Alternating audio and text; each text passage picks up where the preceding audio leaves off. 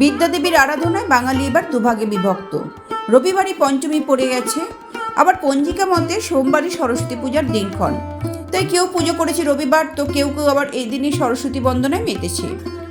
ভোর থেকে বাড়িতে বাড়িতে পুজোর আয়োজন, কচিকাচাদের আনন্দ বেশি পুজোকে ঘিরে।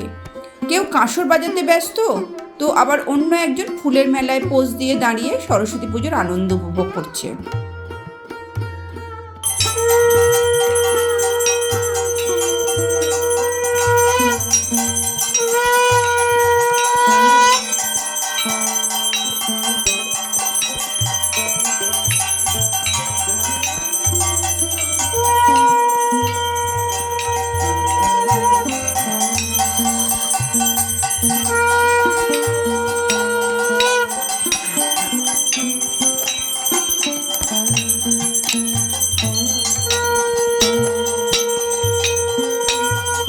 কলেজ এবং স্কুলগুলিতেও পুজোর মজায় মেতে পড়ুয়ারা। বাঙালির প্রেম দিবসে বিভিন্ন এলাকায় দেখা মিলছে জোড়ায় জোড়ায় যুবক যুবতীদের।